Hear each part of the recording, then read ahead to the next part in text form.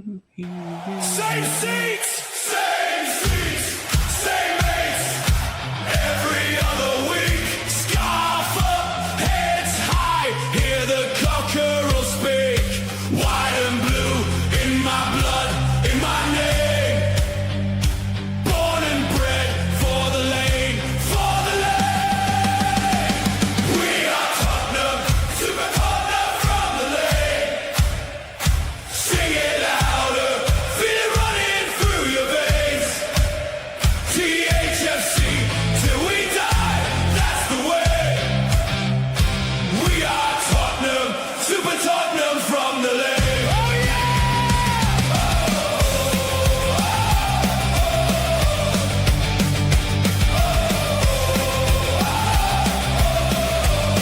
Hey, hey, old boys, young kids, all in one song. Heartbreak, hailstorms, still we march on. Under lights, under rain, it's the same. All in, all out, for the badge, for the name. We are Tottenham, Super Tottenham from the lane. Sing it louder, feel it running through your veins. THFC, till we die, that's the way. We are Tottenham, Super Tottenham from the lane.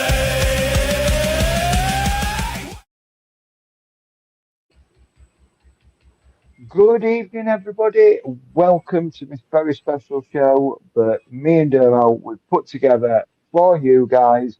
It is 48 hours of pure transfer madness with me, Big James, and obviously the big man himself, Dermatron. How are you doing, my friend?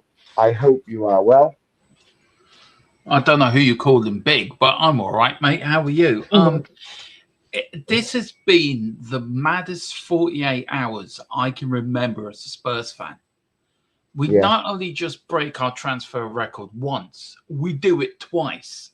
Yep. I remember when we first broke our transfer record when we bought Gaza. I think that was our highest paid player back in the late 80s. I never dreamt Tottenham would spend 100 million on a player. No. We will get into it. There's a couple of questions. I don't know if you saw Simon Jordan's comments today, and I do want to talk about that tonight, James, as well, on the ownership. But yeah, it's been mental, hasn't it? And it's not finished yet either, is it? It is not finished yet. We are not even close to being finished. I mean, it has been an absolutely whirlwind of a 48 hours for us Spurs fans. There is a few things I want to touch on. Certainly that's coming out in the media, certain ex-players that are talking about what's going off at Spurs and things like that. But first of all, let's welcome in some of the chat, as they have been gracious enough to join us. Luis Gomez Jr. What an intro. Thank you very much, Luis. Absolutely. And he says he's vibing to the intro. Yeah. And I put, so are we. So are we, Luis. I will give you a quick update on that, James. That is thanks to our sponsor, O'Connor Designs, one of the best people out there. Information's gone across the bottom of the screen, the notifications, everything to get in touch with them is in the notifications below. And I tell you what, Lewis, there is a new intro coming for the main show. That's just for transfers. There is a new intro coming for the main show. I can't wait. And I love that song anyway. I love that. Yeah, right. It is absolutely amazing. I was just like rocking out. I was clapping. I was getting my head bobbing. Certainly getting in the vibes for it. Also, we have a Giant 68. He says, big up Dermo Panel Chat. Big up a Giant 68. And the one and only Wayne Bonner coming in with a good evening, folks. Hope you're still well. We are very well, Wayne. You have to bow to Wayne. Wayne's been here since the beginning, so you have to do a little bow for Wayne. Like you have to do that. Hang on. I'll give him the royal wave. Oh yeah, the royal wave. Yeah. Royal Way. Why am I doing that? I'm Irish. Dermo, take yourself off and give yourself 50 lashes. Give your head a wobble there, Dermo. You're Give Irish. your head a wobble. Lewis also says Spurs are cooking in the market. No more ready meals. You're cooking steaks now. Absolutely. Giant also says Big James. Absolutely, Giant 68. Big James in the house. Big up Big up, Josh Joshy. Stewart Owen. This says big up Dermo James and everyone in the chat. And Just a quick shout on that lad as well. If you go back to him, Oh. who knows his shit. He's a young lad. He comes on the podcast with us. He is on Jess's channel, JSY. We will be getting you on next week. Yeah. Is this Josh who challenged me in the quiz? Big up, Josh. Yeah. I tell you one thing, that lad knows his shit when it comes to tactics. He's a bit like you. You two together doing the tactics show. I'm telling you now, I will geek out at that because you two would do a great tactics show together. Maybe something we can work on in the summer. Jess, I'm not trying to nick your staff, but could I loan him for a show? There will be a loan fee in charge. We'll work out something. Or 5 or 38 plus however many cup games. Speak to Carl about the money. He'll deal with it for you. Speaking of the man himself, Super Carlos in the house. Evening, gents. Good evening, Carl. I hope you are well, my friend. Good evening, brother. Lewis also says, all I ask is that you stay away from Alvarez. No.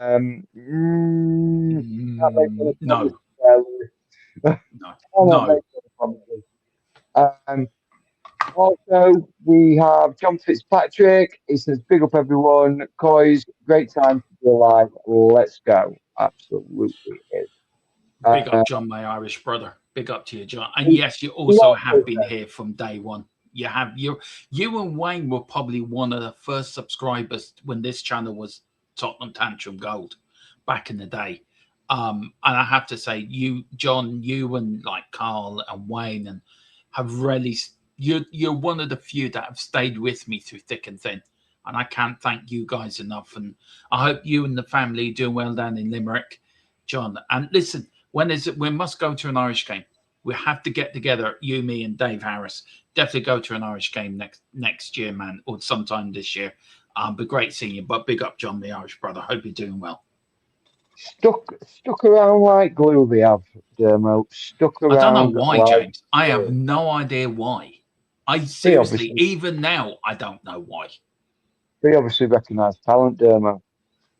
Yeah, talking about you. Yeah, but we're waiting on me arriving.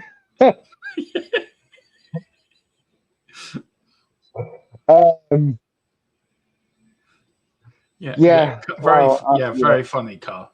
Yeah, Carl. Yeah. I must admit, I have as well. So Carl brings it in. He says he's found the window quite underwhelming at the moment. Lots of laughing emojis. He is, of course, joking, everyone. You can't keep these people happy, can you? There's always somebody to moan. Yeah. Seriously. I mean, let's get into it. We obviously did a show on Tuesday. Yes, Tuesday it was. Where we were literally breaking the Fernandez deal as it was unfolding and it was just completed and everything like that.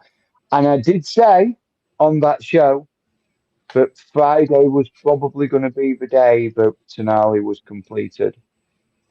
48 to 72 hours is what I said. And as far as I'm aware, Tonali is currently on a flight bound for London. No, he's already at Hotspur way.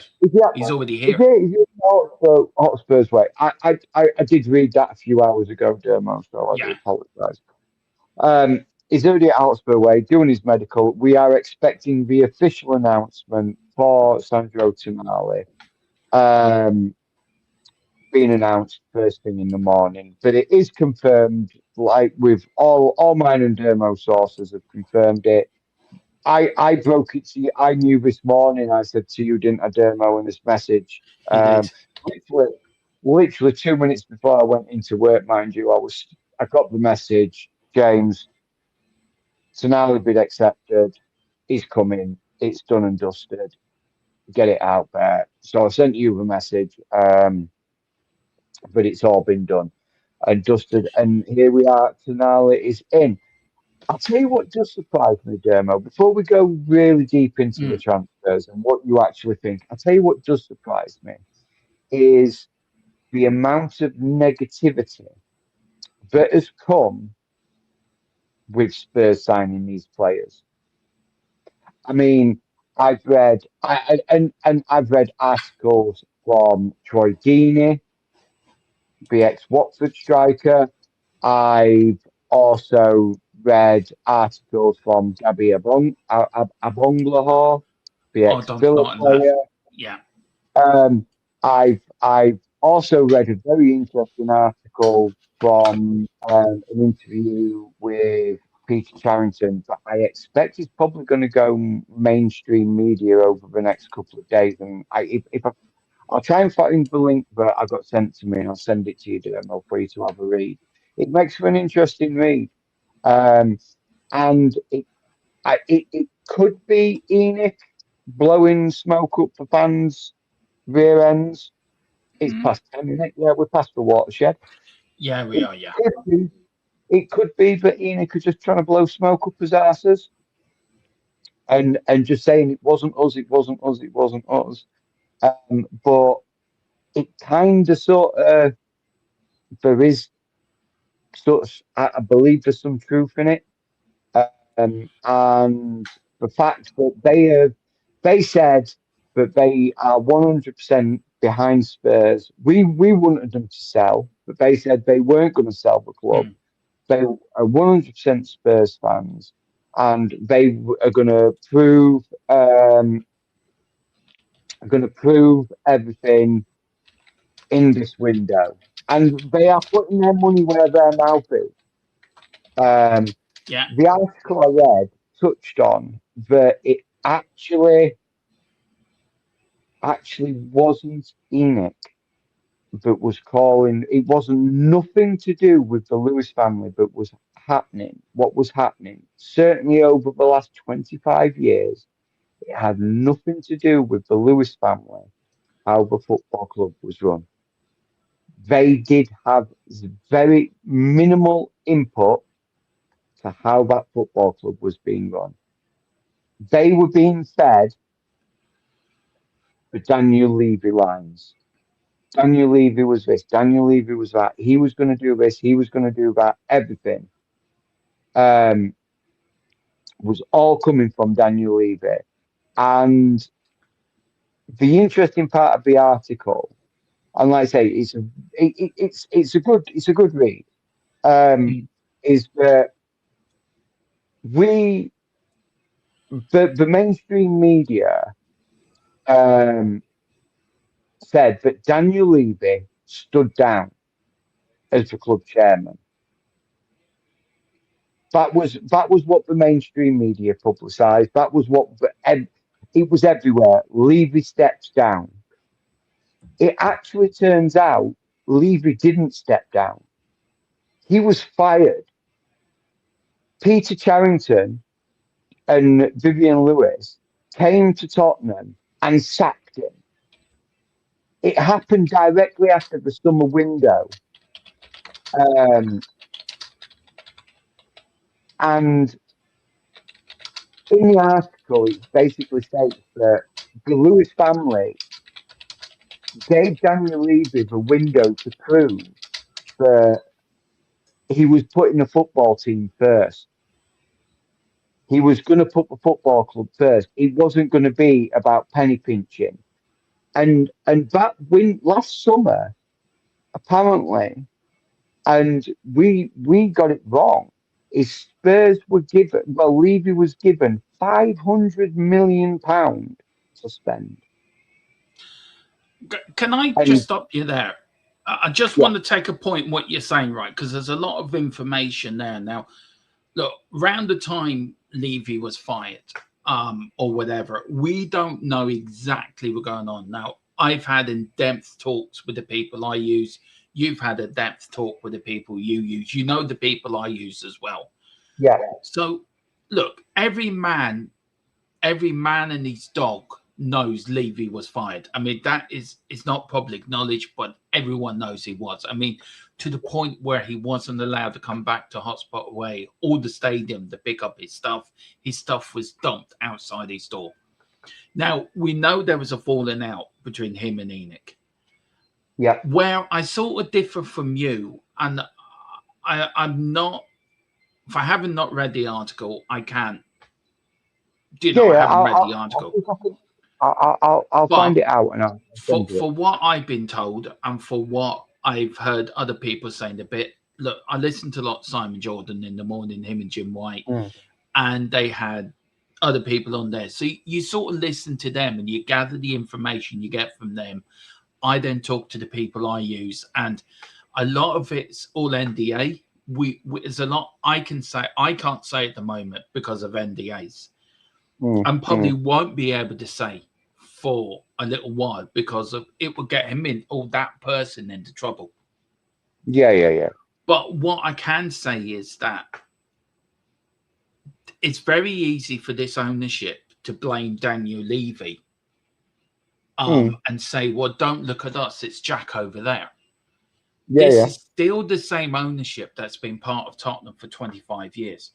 Joe Lewis would have given Daniel Levy a remit. Right, this is what I want you to do. You have to make it work yourself. I'm not going to pump money into this football club. You're going to have to make it yourself. Now, that's changed because of the Lewis family taking over. Now, we do know Joe Lewis has stepped out of Tottenham because of the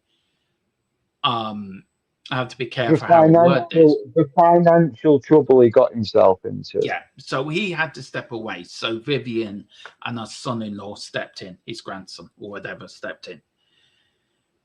Now we know last summer they come out with a big, we're going to do this and that, and it wasn't. And and we did say at the time, James, we done a few shows on it ourselves, didn't we? That the boardroom was at war. There was a lot of friction between the Lewis family and Daniel Levy. He wanted to do one thing, they wanted to do another. Now, if you look at what they did in January under Vinay and Johan Lang, that was a total disaster, and we know that. Yeah. What's happened this summer, I think, is Johan Lang's been frozen out of it, and this new guy's come in. Yeah. And where I do agree with Simon Jordan, and I don't normally, but I do, the loonies have been left to run the asylum. Because the one worry I have with this, James, it's great we're getting these signings in. It's great. I do feel we overpaid for Tonali. I do feel we overpaid for Fernandes, but it's a buyer's market.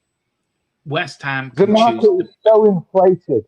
The market is so inflated right now. I agree. Now, I have no problem what they're doing. I'm over the moon these players coming in. And long may it continue. And we need more. We need a striker. We need a winger. That. So I'm not moaning about the signings. Don't get me wrong.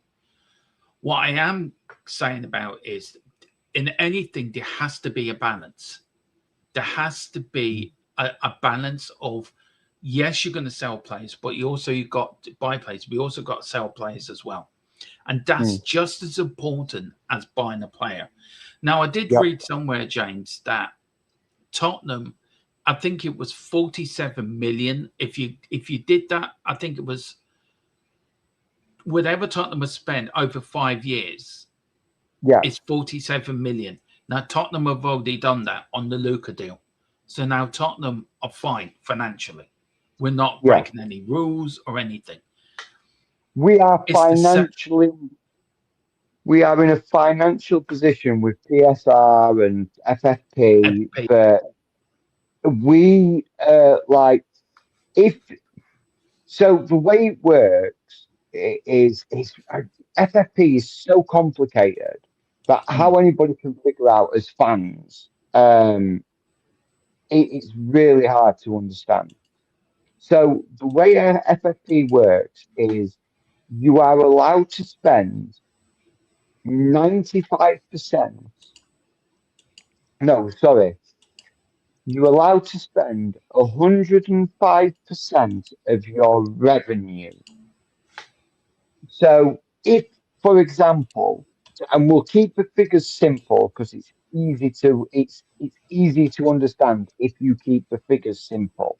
I know these figures are not true, but it's just so people can understand, and I'm Yeah. keeping it simple.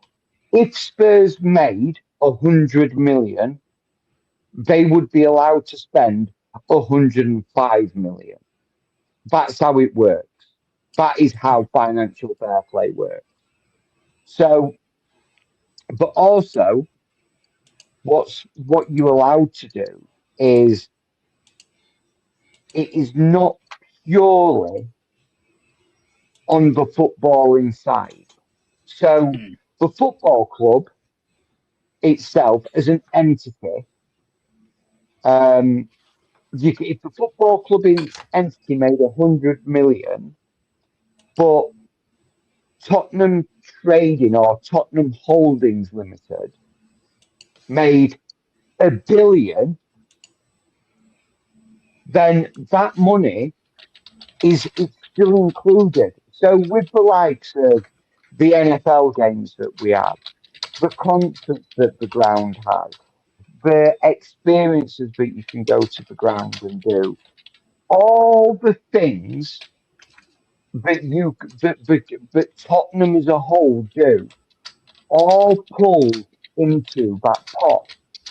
So yes, we don't sell players for mega money, but we don't need to sell players for mega money because our revenue stream is so vast. The rent that we gather on the buildings around the ground, because Tottenham owns them all. Like I say, the concert, the NFL games, the sponsorship deals, all these revenue streams that come in, all add into that pot because it's all part of the money that Tottenham Hotspur as a football club earn and make.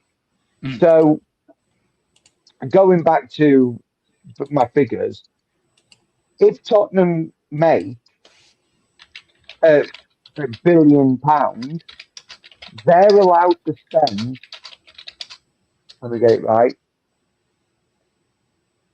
1.5 million. So it'd be like £1.5 billion they'd be able to spend. It's crazy. So that's how it's worked out, and that is over I want to say I think it's a 3-year rolling period. So Yeah. whenever if you have a window like we're having now, right, Mm. where we're spending, I'm not going to say silly money, where we're spending money that a big club should be spending, right?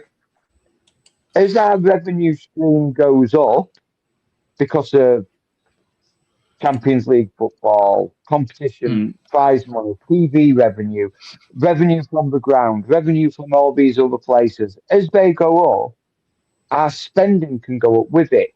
What happened under Levy, and I'm only going to say it's under Levy because for the last 25 years, that's who was running the football club. Oh, yeah. But no, see, I can't stop you there, James, because look, I get that it was under Levy. It was still under Enoch as well.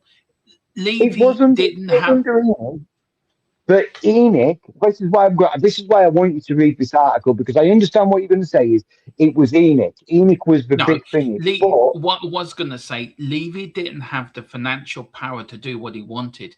Now, we don't know. Now, I oh, he agree with did. you. He did No, he have the didn't. financial power. He No, he chose didn't. not to. He didn't, James. I will disagree with that. I know that for a fact he didn't. He had he didn't have he didn't have mega money to pump into the football club. He didn't. That was No, he down. didn't He have. didn't have that. No, that's what I was trying to He say. didn't, sorry, yeah, I misunderstood. I jumped the gun. No, he didn't have the mega money you could pump into the football club. Mm, But the thing is when we moved into the while we were at White Hart Lane, we were very sort of hamstringed by the size of the ground and what that stadium could offer us. Mm. So, okay, I won't say 25 years, but we moved into that ground in 2019. Yeah, it would be. Yeah. Yeah.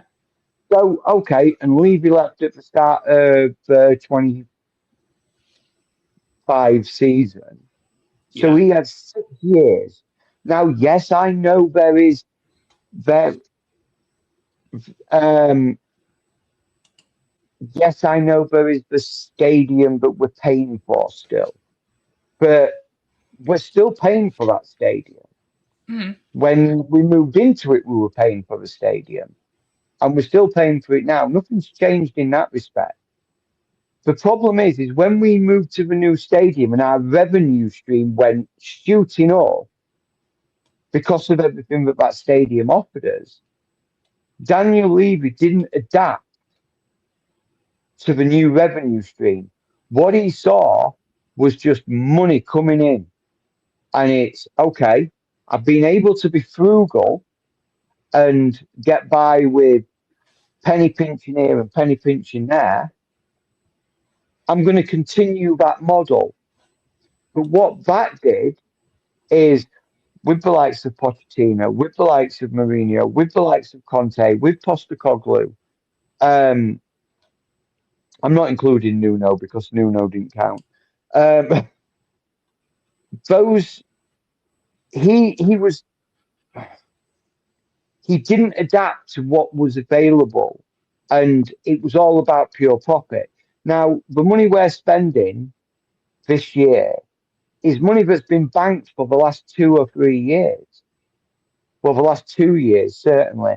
Mm. And we'll go up in our revenue streams, hopefully, is if we earn more money because we go back up the table, we finish higher, we get more prize money, we get back into the Champions League, we earn more money from the Champions League, more TV revenue.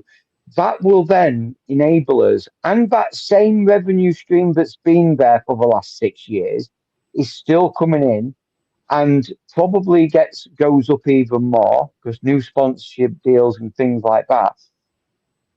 Right now, Spurs are in an incredibly healthy position. We are the 9th richest club in the world. It's crazy. And we are now acting like the 9th richest club in the world. Yeah. Because No, our finances are thinking. Anyway, I will send you the article, Dermo. I've gone on enough about it. It's like I say, it's a really interesting read. there is I'm something I gonna want to say about it as well, James. There's a couple of yeah, one question I got to ask for it right now. We know these owners and Levy have an awful lot to answer for. We know that. Okay, the owners are not getting away scot free because you can't blame everything at no, Levy. They've got to take responsibility to do. Under Levy, we spent, I think, near enough to $1 billion on transfers. Now, if you take that the full 25 years, we spent over $1 billion on transfers. The problem I think that we've had over the last 25 years that we've never spent the money correctly. You go back to the Ericsson money. We blew that. And how many players did come out of that out of the Gareth Bale money? Probably one player, Ericsson, maybe Lamella as well. There's two out of that Bale money, which we blew. You look at the Harry Kane money. Who did we buy out the Harry Kane money? We bought Brendan Johnson. Now, look, I like Brendan Johnson. I was a bit of a fan of his, right? I'd be interested to see how he does at Palace this year under a new manager and see how he gets on. I hope he does get on well. But we went through so many director of footballs, so many different types of people. managers. Managers. We instead we sacked more. We spent more on sacked personnel than we did on decent players' wages. But the thing I'm trying to get at, James, is it's all right spending this money, but we didn't spend the wages. And that was the biggest issue. That was the problem Daniel Levy had. He had the lowest ratio of wages in the Premier League. Now, to anyone that's, oh, look at us, we're financially secure. But that's no good when you're fighting 17th place 2 years in a row. Yeah. We have now smashed our wage structure completely. We have. Under this new sort of ownership. And do you know what? Long may it continue, to be fair, James. Yeah. I look, I just want I honestly think we can do something special next year under De Zerbi with the players we're bringing in.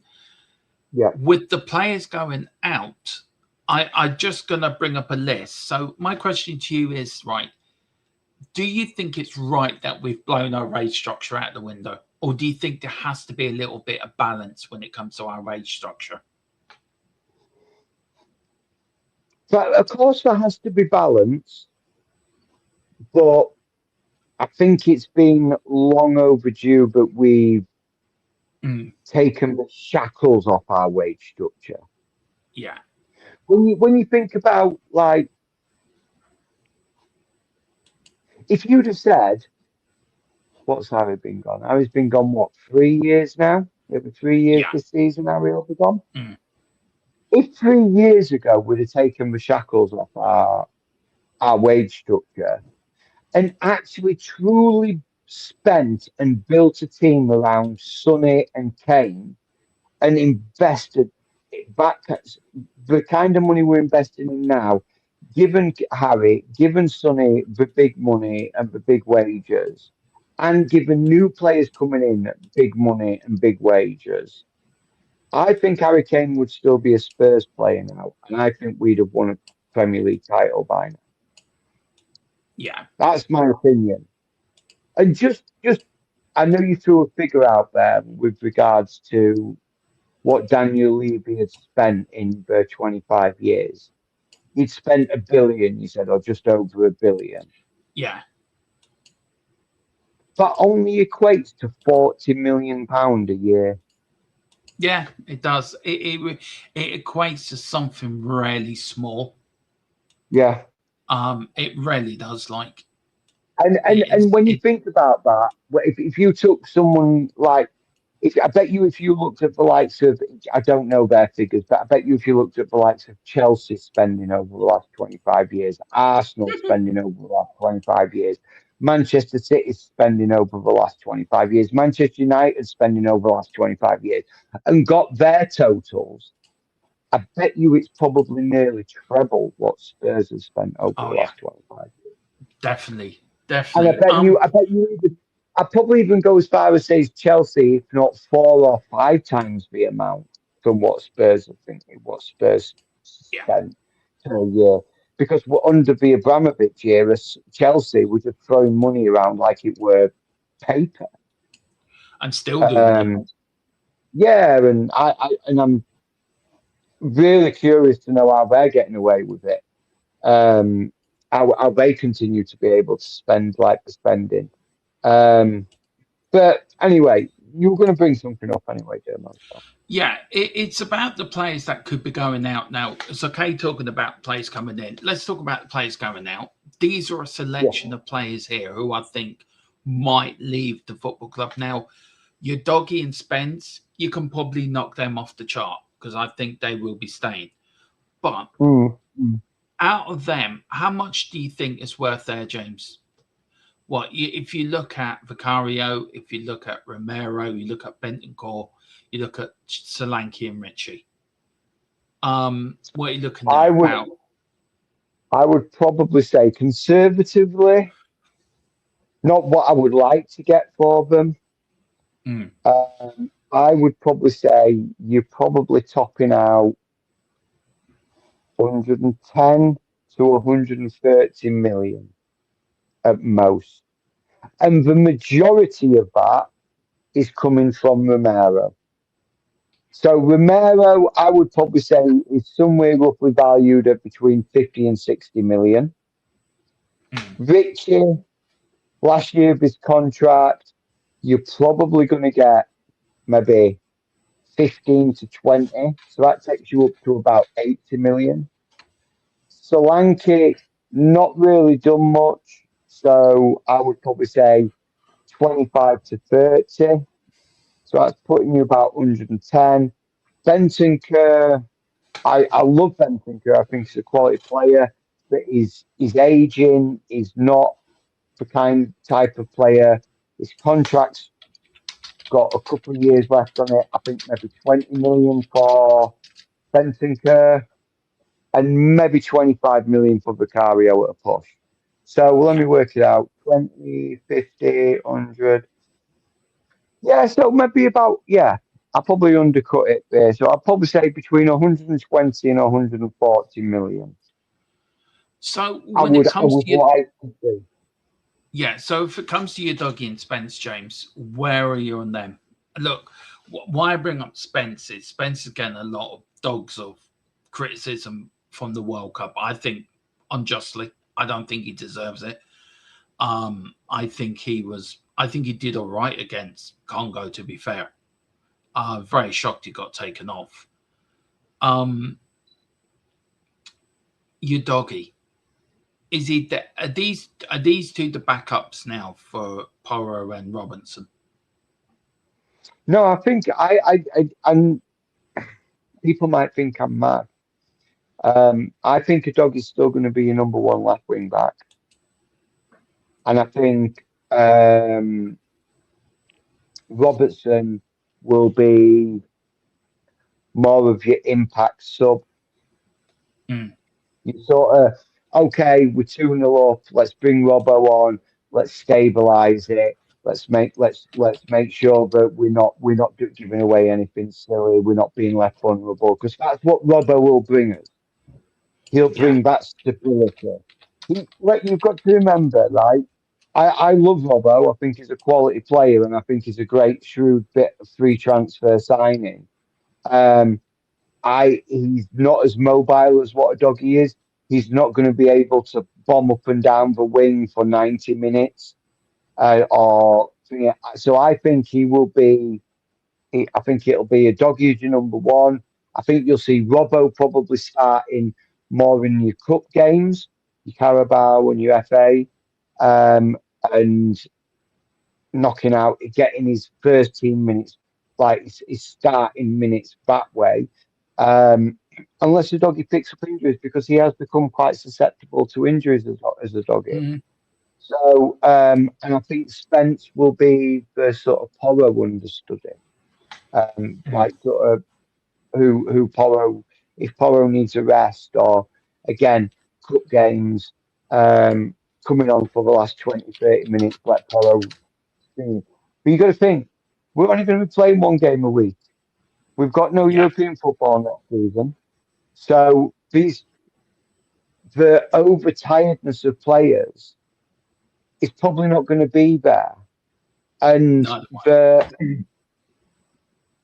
the strain on the players' bodies where we've had for the last two seasons and the injuries that we've absolutely endured as a football club for the last two seasons. Not giving it as an excuse, I'm just saying facts. We have had the worst injury record for the last two seasons out of anybody in any of your top five divisions across the entire across Europe. Nobody came close to our injury record. Um, and so I'm not saying that's why we finished 17th. I think we finished 17th because we deserved to finish 17th. We were mismanaged. Whatever levels you want to go to, we were mismanaged. So I think that will help with the players and the abilities of what these players are going to be able to do. So I would sort of say Doggy's your starting left wing back. Porro is your starting right wing back with Robbo and Spence as the understudy backups. Interesting. That's interesting. What else you want to talk about, Bud? Well, let's talk about other potential signings. It's 48 hours of transfer madness. I did see in the chat, where was it? I did star a few, by the way, so we got that one. for Yeah, Rhino. yeah, that was one of them from Ryan. Ryan, we're looking at him. We are interested. I genuinely have had very little info regarding Junior Cooper coming to Spurs. Um, I'm thinking that this could be a little bit of agent play to try and get the other clubs that are interested in him to sort of start biting because they've already seen that Spurs are not hanging around. So, okay, let's say that Spurs are interested in him and all these other clubs are going to panic and we're going to start paying up. That's where I'm sort of sitting on. Is he a player that we're looking at? Absolutely, we are looking at him. We are looking at him. But I don't believe he is our number one target, like the media are painting him out to be our number one striker target. Um, Carl says expect players starting to leave by tomorrow. Nothing is concrete on any sales at the moment, Carl. There is a few deals in the pipeline on player sales. I know Juventus are trying to get Juventus and Inter Milan are both looking at Vicario, but Juventus are sort of trying to get the Randall Colo Muani deal done before they go after Vicario. And I think they're playing the waiting game very carefully with Spurs to try and see Spurs all sort of panic and think, oh God, we've got too many keepers on the books. We're going to have to drop his asking price for him. I think it's a little bit of shrewd sort of waiting game under Vicario. And I think that is also same case with Romero as well. There is lots of interest. No one's pulling the trigger yet. We're waiting to see the World Cup end. I think Spurs have done the right thing by not waiting for the World Cup to end before buying these big name players and spending this money. Yeah, So I agree with you on that, especially on the Vicario one. I think, look, we know Vicario's going. Fabrizio said it a while ago that he is going after Kingsley, sign this new long-term deal. Look, Vicario for me, he's been a good keeper for the club, but I don't think he was the right keeper to take over from Hugo. I tell you why, because he had a good first season, but after that, you could see the decline happening, couldn't you? And yeah, what got me more, James, than anything else for Vicario is when he's on his game, he is on his game. When he does make a fuck up, and look at the ones he made last year, Fulham, for at home for one, and a few others, he was blaming everyone else bar himself. He wouldn't take responsibility for his own actions. And I swear it, and I said it during the end of last season. I've said it in close season. I've said it during the window, during this part of the window. If Vicario was in goal, we would have gone down because he wouldn't have saved he wouldn't have got us out of trouble against Wolves. We would have lost that 2-1. He wouldn't have made that save against Leeds when it was 1-0. Leeds would have won 2-1. And also, he wouldn't have made that save, I don't think, against Everton on the last day of the season. No. And when that was 0-0, by the way, or we were 1-0 up, whatever. So I do feel Kingsley, for me, it's the right choice to back him as number one. I think we've got the right backup as well. But if you look at our goalkeeper, you look at our defence, and now you look at our midfield, we've got a stronger backline spine in the team than we have done over the last couple of years, James. And also, Pagliuca isn't coming back either. And all these people, I was going to talk about that in a minute, but I tell you why I'm bringing that in now. All these people slagging off Bergville, slagging off Archie Gray, saying Pagliuca is this and Pagliuca is that. Well, if Pagliuca was that, why would we go out and buy a Tonali? Why did we go out and buy a Fernandez? Because he wasn't good enough. And I think these fans, I'm really protective over Archie. I'm really protective over Bergville. I think these young lads, it's easy to snap a young one than it is to blame the experienced players. But if Palhinha was all that, James, he would have been in the door We'd have already. pulled the trigger. We'd have pulled the trigger on him. We'd have pulled Yeah, the trigger. Well, I think, like we said in the last stream regarding Paulinia, yeah, is I think De Zerbi just he went for older, steadier heads because he needed stability and he needed it fast.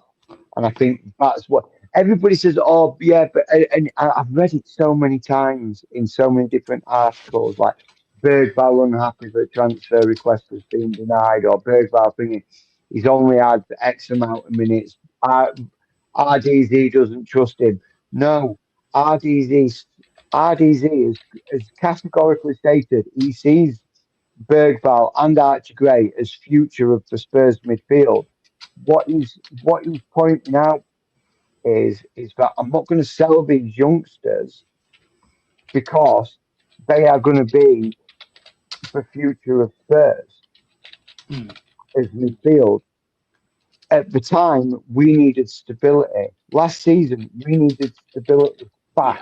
yeah, We needed to be able to start turning out results. So he went old heads. He went Gallagher. I know Gallagher's not old, but he went old heads. He went Gallagher. He went Polinia. He went Benton Kerr. He played them and sort of then became sort of like, you're going to be my midfielders. I want you to mm, play. I need you to be the rock of this midfield, and you are going to be.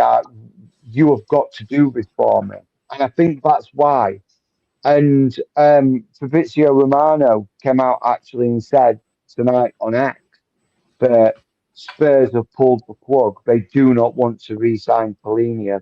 They've got no interest in re-signing it. And there was very minimal interest in signing him in the first place on the permanent deal once the season had ended.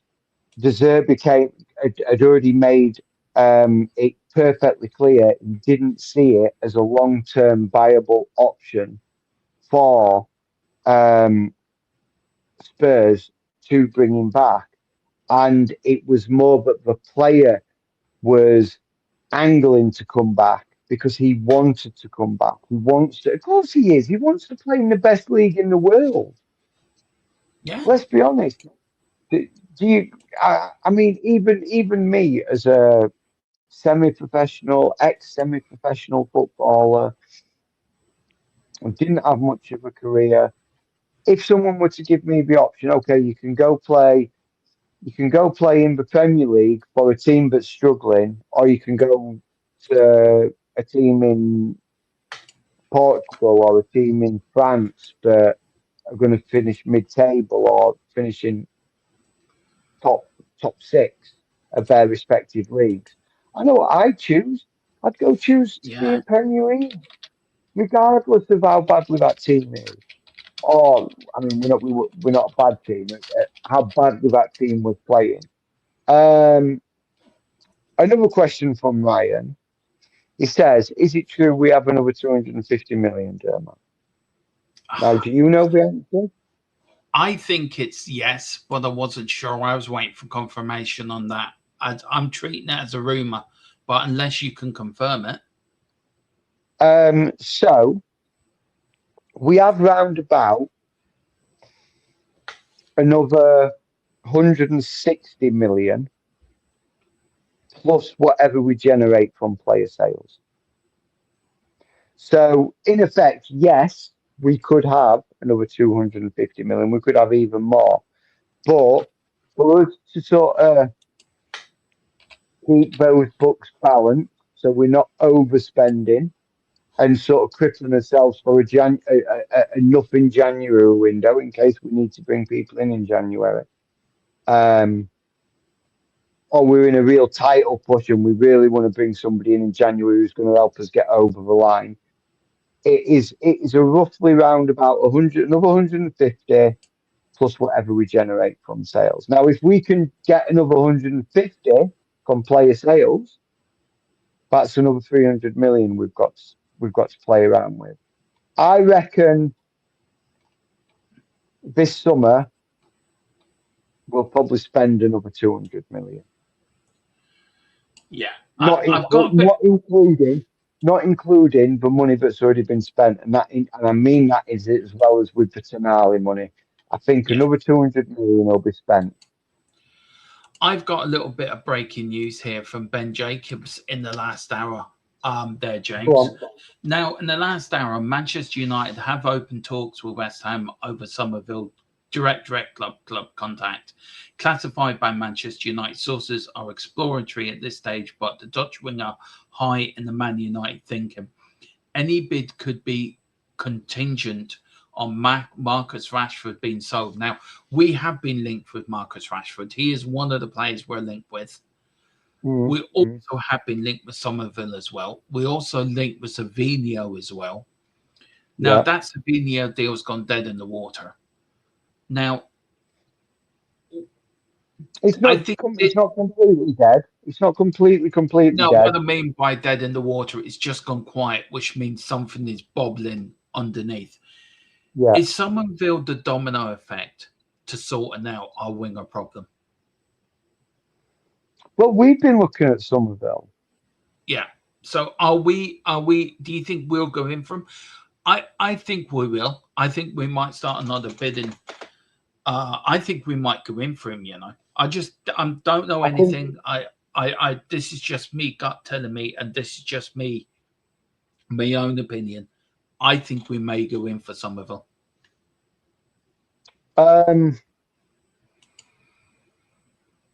I think we might throw his name into the hat, but I think we've got as I got given a bit of information just before we came on air. And my source is HP or ketchup, just in case anybody asks. Mine's it, HP. So yeah, it's got to be HP, not ketchup. Horrible shit. no, it's not. I don't like ketchup. I really don't like ketchup. So he gave me the information. He said I can use it as a rumor, a bit of rumor if I wanted to use it as a bit of rumor. He's trying to get it factored for me. Because I don't like using rumors because I think it can get people's hopes up and things like that. But there is a player based in Italy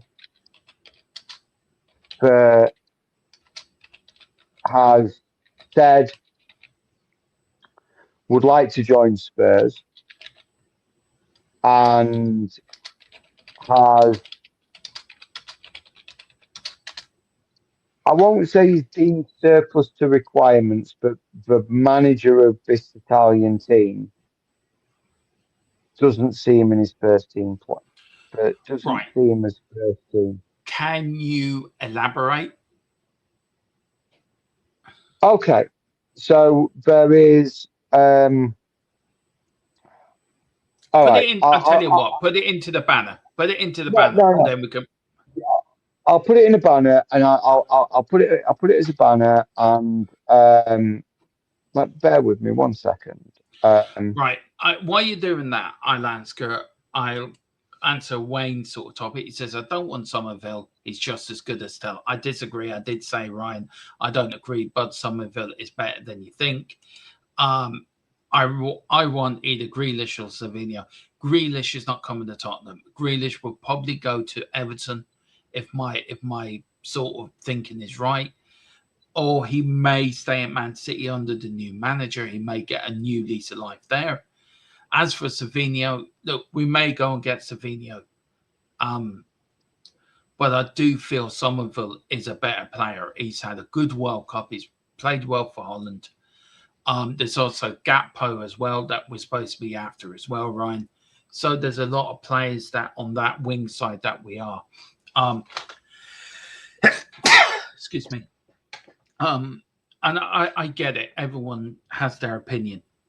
But I do feel that Somerville is a far better player, and I like Tell, but I think Somerville is a more of an upgrade on Tell than you're giving him credit for. That's just my opinion, bud. You probably will disagree with me, but that's what it's about. That's what football's about. It's about agrees and disagreement. I do disagree with you. I think Tell's ceiling's a lot higher than Somerville's, in my opinion. But I don't think so. But look, that's everyone sees football differently, don't they, bud? Yeah, of course they do. Yeah, I agree with that as well. Let me just. Big up to William when we signed a proven goal scorer at 9 to complement commitment Solanke and quality they bring, and not Savinio, someone like Mada of Japan or Gappo. Then I will believe. I would love to get Media from. He plays for Celtic, I think. I think that's the player you're on about. I'd love him in the Premier League, and I would love Gappo as well. I think Gappo is a fabulous player, absolutely fabulous player. Let's offer 130 million for Kane for 3 more years of him.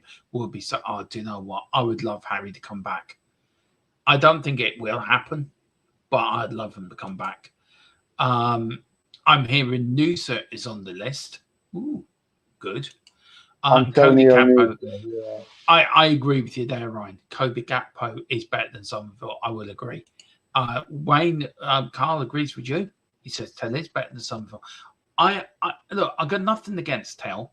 I like Tell. I think he's a great squad player to have, but he's not a starting winger for me. Do you know what I mean?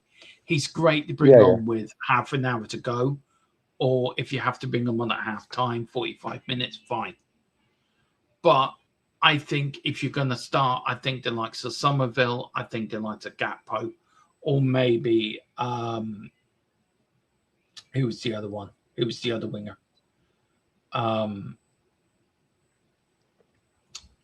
Yeah, maybe them too. But I do think there's a higher ceiling for Somerville as well under the right manager. Look, a lot of them players look bad because it was West Ham last season, James, as well. And I don't think Nuno has inspired a lot of them either. I had a very quick question from a Villa fan, Bowen. Is he heading to Villa? For your understanding. Yeah, from my understanding, he is. James, if you're watching, bud, he is heading to Villa. So, have you done that, buddy? Go across this. There we go.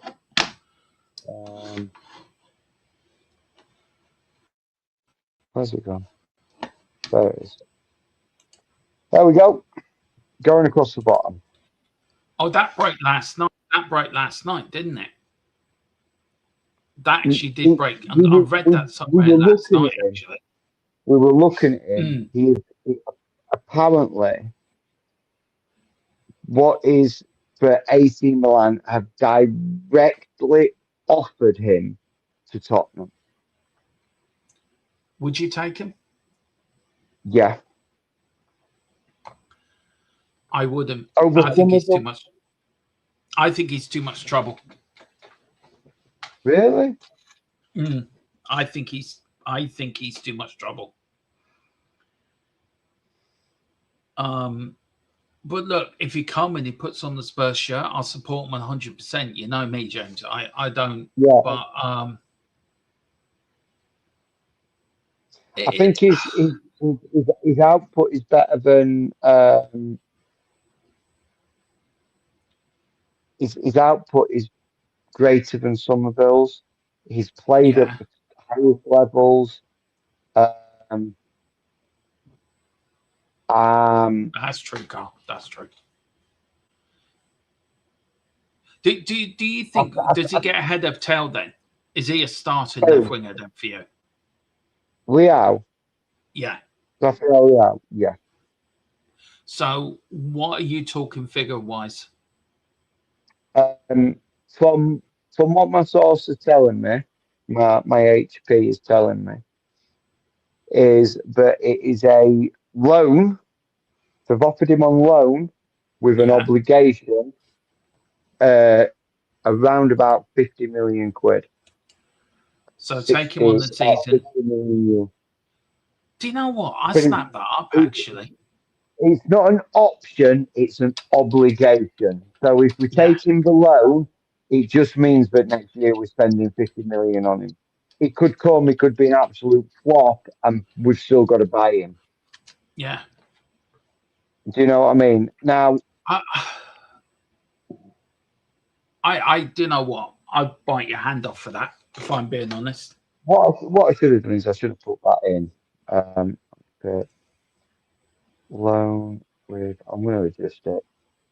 I'd be interested to see what people think on where Tottenham should go next, because it is going to be interesting where we do go next, James. Now, Yeah, on the outgoings, look, we know Romero had suitors before the World Cup. We know Romero with all these issues during the season. Now, I got into arguments with a few Spurs fans over Romero. I was sort of done with him. I think he's a liability, and he's not Tottenham captain material. There's a lot of people saying talking shite. I don't know what I'm talking about. He's got us out of problems no end. Well, yeah, he scored 2 goals against Newcastle, and he scored the goals against Burnley.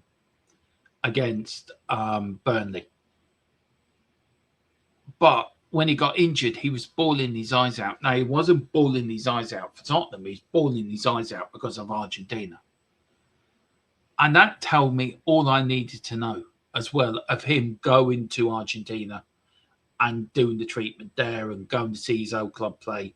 And I know that's ancient history, but out of context, that's why I'm bringing it in. For me, the sooner we get rid of him, the better, because I don't think he's in. I think what he did to De Zerbi took notice of that. And it was his comment at the end of the season, James, wasn't it? There's 2 types of leaders. There's Ben Davies and there's Romero. Look, I'm waiting for an update from the people I use. What is your people telling you? And what does your gut tell you? I think he will be gone. Where? I don't know. Yeah, I don't think he goes to Atletico Madrid. I think he ends up somewhere else. I think he'll end up somewhere else as well. I think Atletico Madrid have called for interest in him a little bit. I think they have. And the thing is what we've got to remember as well. The new financial period has only just started. It started yesterday. I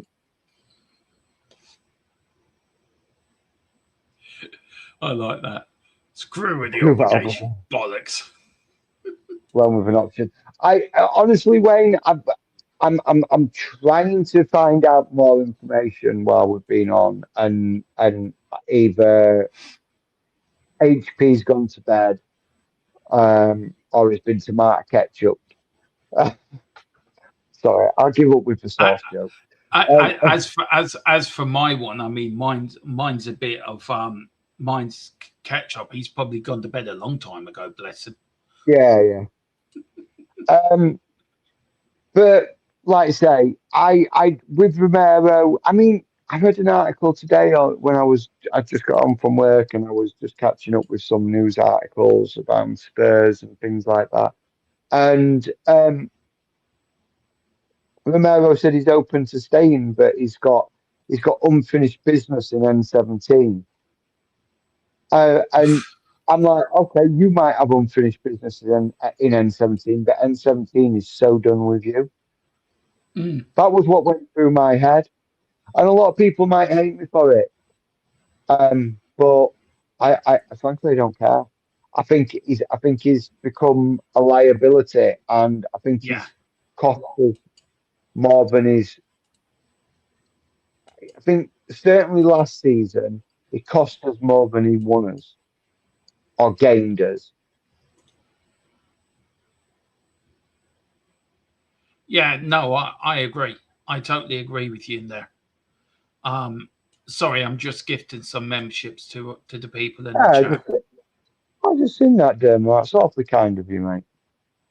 I've gifted 2 lots of 5 memberships out. So they have gone to, they've gone some good ones. But they've gone Bagpipes, you've got one. Bagpipes, you've received a membership. We've got 7 SCs received a membership. Gav Highlights received a membership. Jason T's received a membership. Dragon D Nuts, I haven't seen him for a long time, but he's received a membership. Also, Berry's received a membership. Connell Sleeps received a membership. Hammers Football TV has received a membership. And Foggy Foam has also received a membership. So, guys, there you go. There's a little treat from us to you. Enjoy them. And also, there's a lot of memberships because... Put it in the chat. Big up thanks to Dermo. 10 memberships gifted out. Come on, guys. Let's get a big thanks to Dermo. Let's see some thumbs up emojis, some clapping emojis, some celebration emojis. It's party time. We're all Spurs fans. We're happy to be here, and Dermo is gifting memberships. I know. I'm getting a bit like Tottenham's. I need to get. I need to put away my credit card. A bit like the Lewis family, but don't put it away just yet. No, we're not putting it away yet. We got a documentary coming out, James, in October, which I'm thoroughly looking forward to do.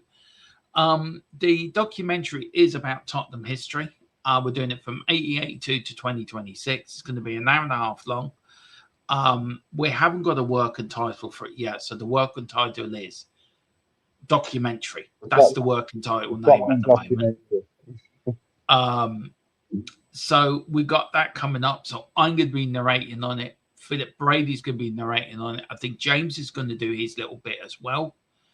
I think, and I think that's it. So it's coming out in October, and then hopefully the plan is to send it to Tottenham and get it licensed by Spurs, and maybe get it put into a DVD. Well, you never know. You never know. There is a new segment coming up on the channel for you members that James is going to question me about. Which is a day in the life of Dermo. You do not want to see that. No, James is going to question me on my Spurs history.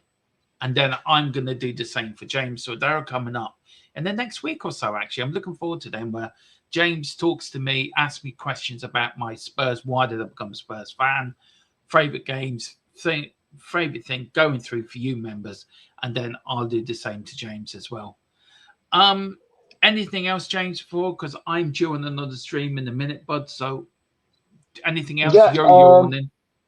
Bless you. I'm yawning. I'm always yawning. I'm tired and just thinking.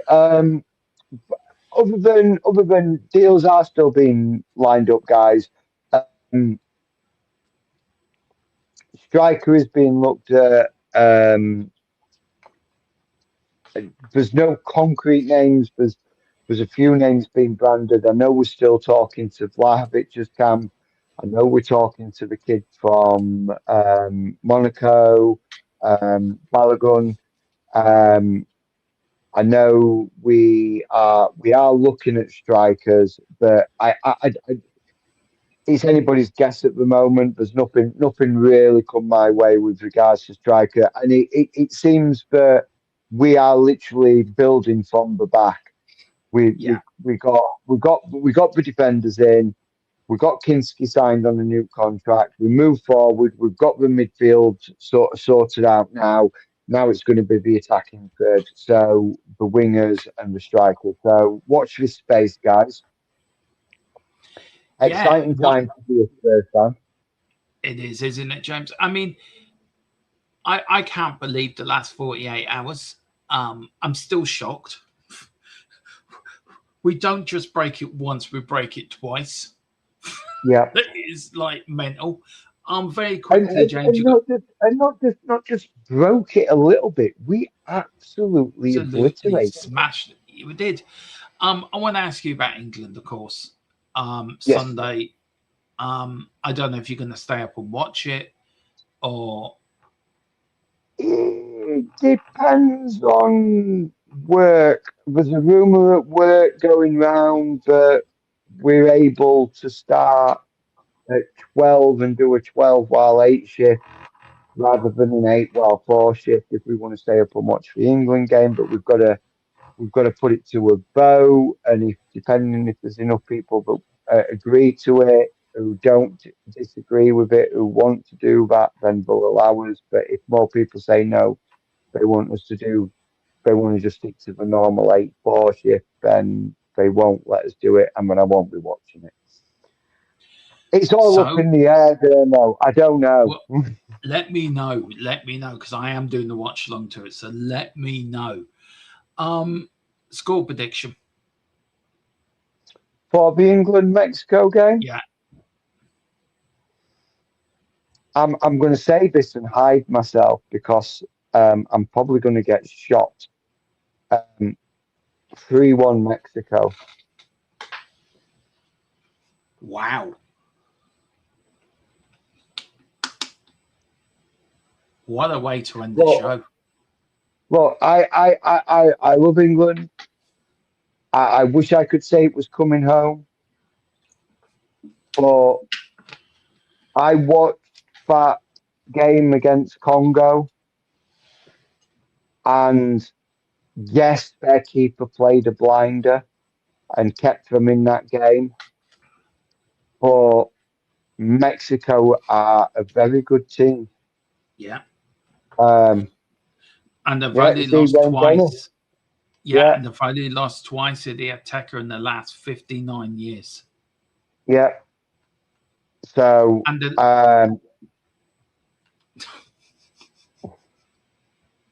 knocking the trophy. I think he meant we're nicking the trophy. Nicking. Yeah, there we go. Nicking the trophy. Well, to be fair, James, right? To be fair, mate, the last time he played in that stadium, a little Papa Smurf knocked you out. With one dodgy goal, which I still today don't think it was a handball, and one absolutely blinding goal. Yeah. I mean, if VAR was around, would that goal would have been chalked off? Would he have had to go over to the monitor? I don't think he would have even needed to go to the monitor. Oh, you know I'm pulling your leg, don't you? You know I know you're pulling my leg. I know you're pulling my leg. Yeah, it really was. It really was. It really wasn't.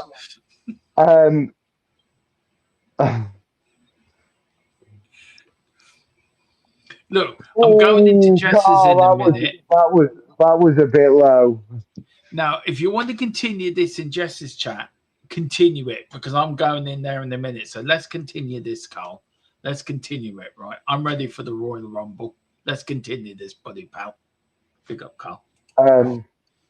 Yeah, I think England will lose on Sunday. Yeah. Early hours Monday. I just don't think. I don't know why my gut is telling me that they are. I genuinely thought we would have got a result against I think I might have had a different feeling if we'd have not just scraped by Congo. And be it somehow, how that man does what he does still astounds me. But yeah, it is. Yeah, I think our tournament ends at the round of 16. On that bombshell, we are going to leave it there. Do you want to take us out, James? Go on, you take us out, buddy. No worries. Well, thanks very much for joining us. This very impromptu 48 hours of Spurs madness. We've covered a little bit of everything. We covered the craziness of the Tonali deal, the Fernandez deal, players who we're still looking at. It's been crazy. It's a good time to be a Spurs fan. I'm sorry, Ryan, I'm not.